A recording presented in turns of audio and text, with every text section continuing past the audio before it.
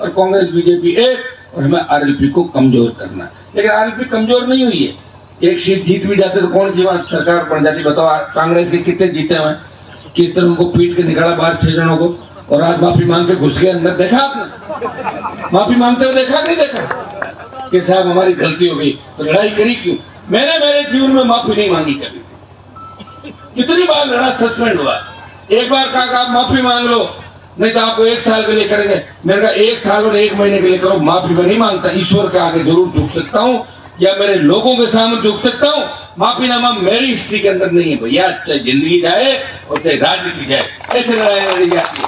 दिन में कह दिया कुछ, शाम को मांग ली माफी, दिन में बार विरोध। चोटीलाल जी मेरे साथ थे, छोड़ के चले गए मुझे। मीडिया वाले उनको पूछ रहे थे, वो कह रहे हनुमान जी हमें छोड़ के चले गए। मैं कहां गया, मैं तो पार्टी बनाई अलग। वो वापिस बीजेपी में चले गए। आज उनका बयान फिर पढ़ रहा था डॉक्टर साहब का, उन्होंने फिर कहा मेरे फोन टेप हो रहे हैं। अपने बेटे बेटियां जर्मनी, इंग्लैंड, अमेरिका पढ़ते। सोच खराब थी, सोच खराब थी तो नाश तो हो गया उनका। जिनकी सोच खराब थी उनका नाश हो गया, वो बढ़ नहीं पाए। तो इच्छा थी 2nd, 3rd, 4th नंबर पे रहे, नंबर 1 नहीं ले पाए राजस्थान के अंदर, 1 नंबर की लड़ाई के अंदर भी नहीं रहे। और मैं तो अपने आप को गौरवान्वित महसूस करूंगा। करीब भेज दूंगा, लेकिन 10 तारीख को जब जाऊंगा, लोकसभा चलेगी, व्यक्तिगत रूप से रक्षा मंत्री से मिलूंगा और जल्दी से जल्दी आपका बचाव जो भी काम है करा के और इसको काम को गति दिलाएंगे। जितने भी साइट के पंजाब से लेकर तमाम जो सरकारी सुविधाएं वो पूरी इस परिवार को मिलेगी। देखिए, ये मैं डिफेंस कमेटी का मेंबर था 2 साल तक। ये बीआरओ, जिला सीमा सड़क संगठन, जो सीमा के ऊपर सड़क बनाने का काम इनका है और किन परिस्थितियों के अंदर ये लोग काम करना है। तो ये आर्मी से कम नहीं, आर्मी का ही एक हिस्सा कह सकते हो। तीनों सेनाओं के अलावा अगर सबसे संघर्ष भरा काम है तो इनका बॉर्डर के अंदर जितने भी आप नाथुला बॉर्डर जैसे देखोगे, दूसरे जो बॉर्डर है हमारे लेह लद्दाख से, वहां अगर जहाँ रोड बन रही है, जिन विकट परिस्थितियों में पहाड़ी क्षेत्र के अंदर, बर्फीले इलाकों के अंदर जहाँ बीआरओ काम करा, जान हथेली पे रख के वो काम करा, वहां अंदाज भी लगा सकते यहाँ भी कोई रोड निकल सकती।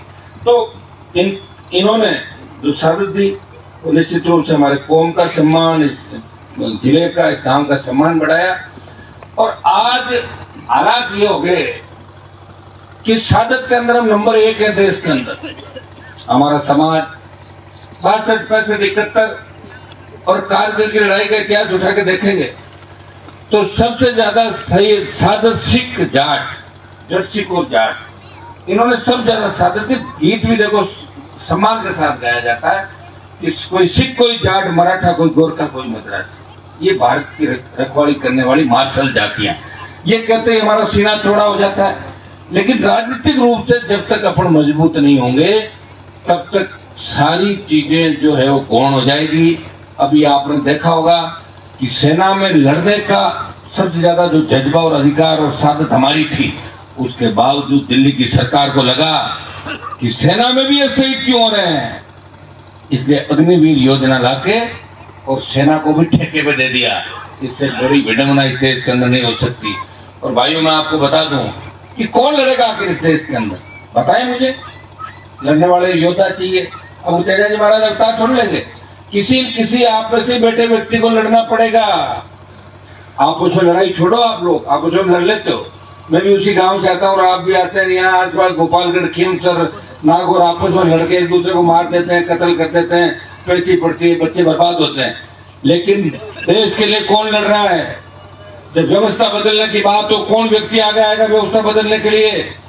अगर भगत सिंह जी ये सोचते कि मेरी कुर्बानी से मेरा तो कोई फायदा नहीं होगा तो क्यों कुर्बानी देते बताओ? उन्होंने कहा मेरी कुर्बानी से हिंदुस्तान को फायदा होगा और भारत माता गुलामी की बेड़ियों से मुक्त हो जाएगी। इसलिए हनुमान बेनीवाल वो लड़ाई लड़ रहा है। हो सकता है कई लोग कहते होंगे कि हनुमान जी को शिव से मारा के, मुझे है थोड़ा ही। मैंने तो खुद लोगों का डोड़ देखा था कि लोगों में कितना डोड़ है। मैंने तो एमएलए का इस्तीफा दिया था, मैंने दिया था कि नहीं दिया था? मैंने तो वही था। मैंने कहा जिनके लिए मैं लड़ रहा हूं वो ताकतवर हुए या नहीं हुए, या मेरा जीवन ऐसे ही खराब कर रहा हूं। और उस परीक्षा के अंदर मैं फेल हो गया, मूछें रह गई और हमारे लोग कमजोर पड़े, वही चले गए जहां 50 साल, 60 साल, 100 साल पहले थे। मैंने प्रयास किया बहुत जगाने का। मैं धन्यवाद देता हूं भोपालगढ़ इलाके को, कि मैं पहले मानता था कि खींवसर भोपालगढ़ से मजबूत है, लेकिन मुझे महसूस हुआ कि भोपालगढ़ खींवसर से बहुत ज्यादा मजबूत और ताकतवर है। तो ये भी कांड अगर खींवसर में होता तो खींवसर के लोग लड़ाई नहीं लड़ पाते। भोपालगढ़ के लोगों ने लड़ाई लड़ी, राजस्थान की सरकार को झुकाया। कांग्रेस पार्टी की सरकार थी उस समय, आपके भी नेता थे जोधपुर के, मैं नाम किसी का नहीं लेना चाहता, लेकिन फिर भी आपको लड़ना पड़ा। सादत थी और लेवी के अंदर अपने यहाँ से राम जी शहीद हुए। और ये सादत जो लिखी जानी थी राजस्थान के इतिहास के अंदर, ये लिखी नहीं गई कहीं पे भी, क्योंकि सरकार के अंदर हमारे देशों की कलम नहीं चली। अगर हमारे देशों की कलम चलती तो पहले बाकी काम रोकता और 1 घंटे में अपने लोगों का इतिहास देता, पहले ये लिखो और बाकी बाद में लिखो। तो सरकार के अंदर आएंगे करना पड़ेगा।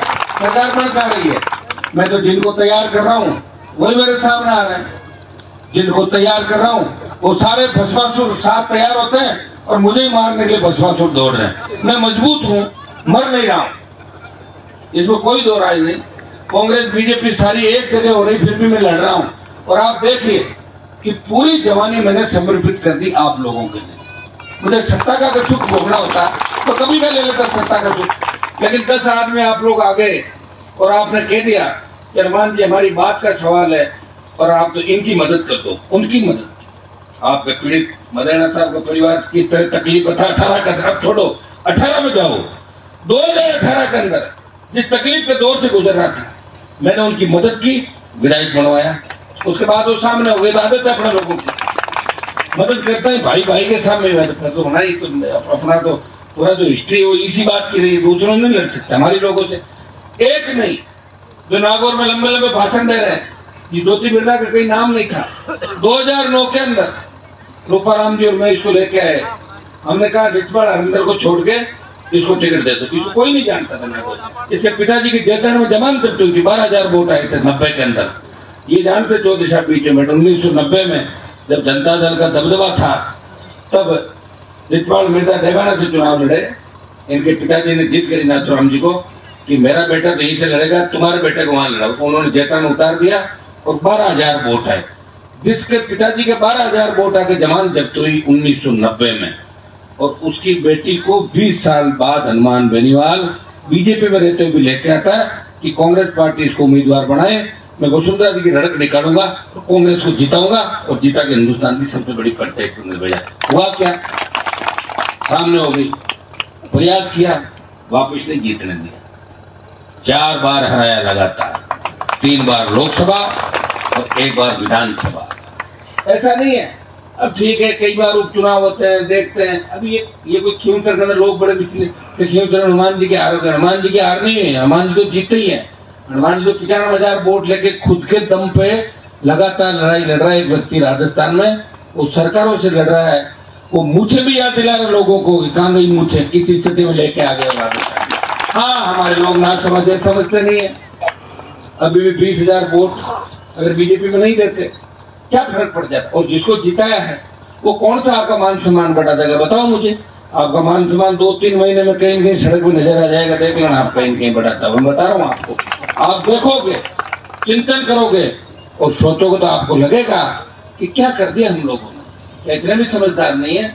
जिस हनुमान बेनीवाल ने इस नागौर का, इस प्रदेश का, इस कौम का सम्मान पूरे देश के अंदर बढ़ाया। जब 3 कृषि बिल आए, 3 कृषि बिलों के खिलाफ जब आवश्यकता थी देश में, कौन सादत देगा? तो हरियाणा, पंजाब, दिल्ली, यूपी के नेता मेरे पास आए, समाज के जिनके नारे हम लगाते थे, उनके लोग हमारे पास आए कि साहब आप मोदी की सत्ता को ठोकर मारो, आप तेजाजी महाराज की धरती चाहते हो। मैंने मोदी की सत्ता को ठोकर मारी, मेरी मिनिस्ट्री ठुकराई और इस कौम के लिए 70 दिन सड़क पर बैठा और मोदी को ठीक कर दिया और सम्मान किसानों का लौटा है। अग्निवीर के मामले के अंदर अगर देश में किसी ने विरोध किया तो जोधपुर में 2 लाख जवानों की रैली करके प्रधानमंत्री को चेतावनी दी, आ रहे मोदी जी दिल्ली की तरफ, तैयार हो जाओ। डर गई मोदी सरकार का 25 का 50% कर दो, 50% बच्चे आर्मी में रहेंगे, 50 को वापस भेजेंगे। और जब विधानसभा का चुनाव और ये रण बजा तो बीजेपी ने ये कहा कि कुछ भी हो जाए हमें हनुमान को कमजोर करना है, आरएलपी को मारना है, चाहे कांग्रेस साथ मिलाना पड़े। और कांग्रेस ने कह दिया कि पेपर लीक की घटना में हम लोग जेल जा रहे हैं, इसलिए तैयार बैठे, आओ साहब मिलाओ हाथ, और कांग्रेस बीजेपी एक, और हमें आरएलपी को कमजोर करना है। लेकिन आरएलपी कमजोर नहीं हुई है।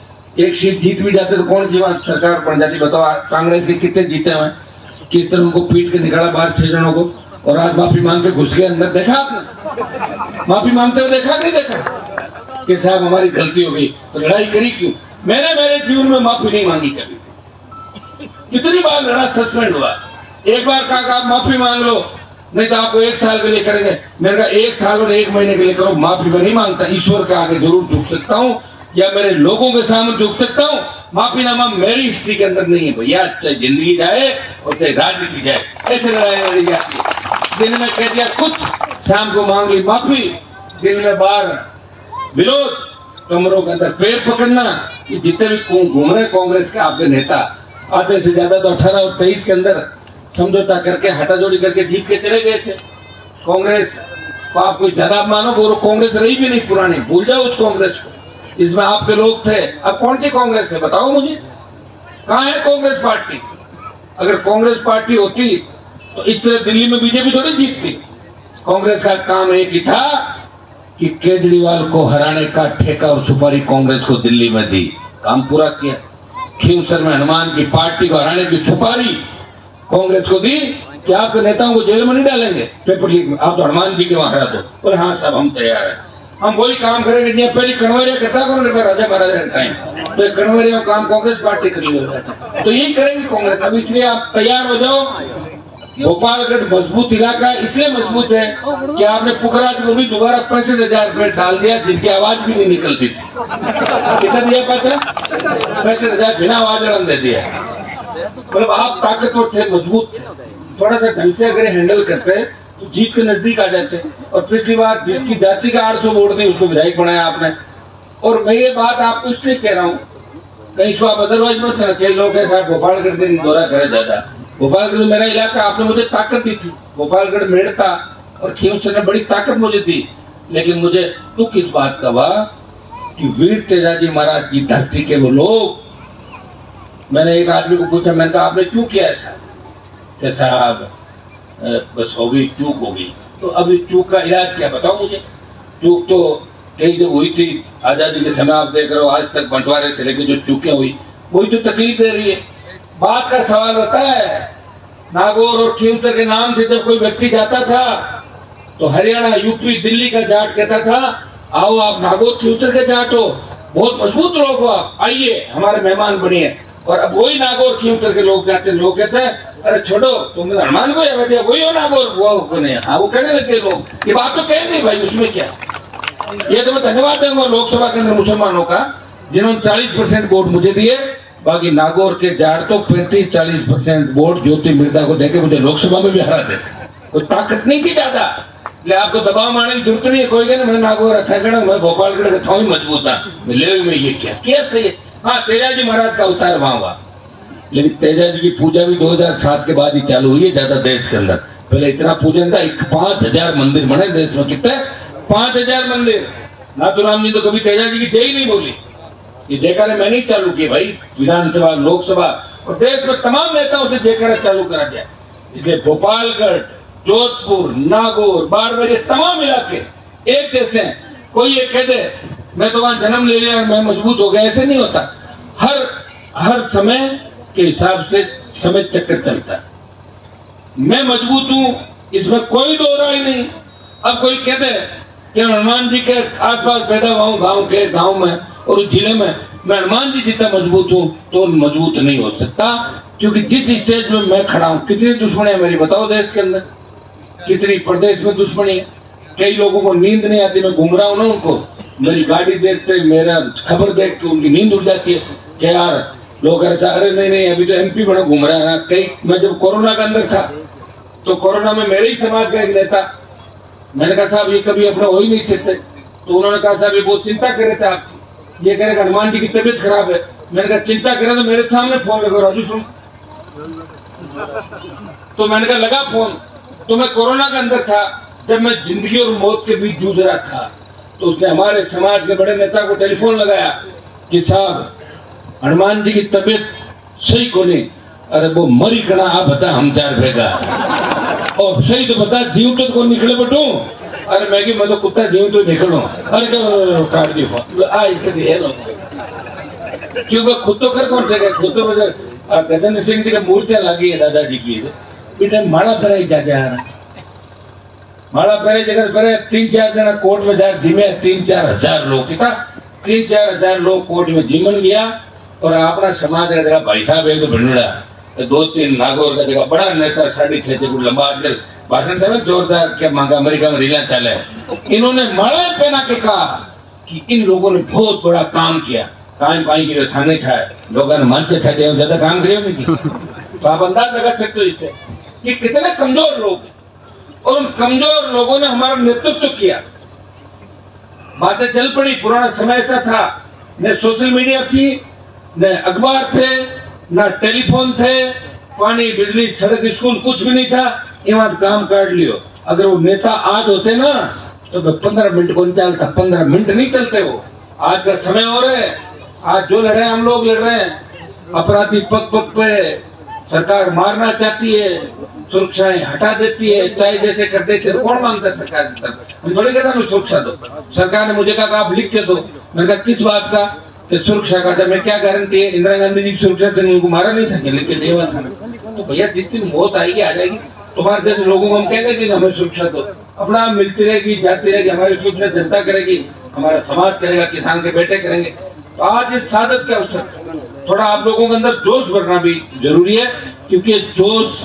सादत का जो समय होता है सादत शहीद की मूर्ति का अनावरण होता है उसमें जोशीली बात करना आवश्यक है हमारी बच्चियां जो बेटियां बैठी है आज हमारे नेताओं की सोच अच्छी होती तो नागौर जोधपुर बाढ़ में चूरू के इलाके पंजाब की तर्ज में बड़े हो जाते नहरी इलाके अगर होते तो हनुमानगढ़ गंगानगर के अंदर जाके देख लो धोरों में जब नहर आई हर घर के आगे फॉर्च्यूनर खड़ी है अपने हर घर के आगे फॉर्च्यूनर स्कॉर्पियो खड़ी होती अपने बेटे बेटियां जर्मनी इंग्लैंड अमेरिका पढ़ते सोच खराब थी तो नाश तो हो गया उनका जिनकी सोच खराब थी उनका नाश हो गया वो बढ़ नहीं पाए तो इच्छा थी 2nd 3rd 4th नंबर पे रहे नंबर 1 नहीं ले पाए राजस्थान के अंदर 1 नंबर की लड़ाई के अंदर भी नहीं रहे और मैं तो अपने आप को गौरवान्वित महसूस करता हूं कि मैंने पार्टी बना के देश में संदेश दिया कि राजस्थान के जाट समाज का एक बेटा हनुमान बेनीवाल जिसने राजस्थान के अंदर पार्टी बनाई और मोदी की सत्ता को ठोकर मार के अपने भाइयों के लिए देश में काम आया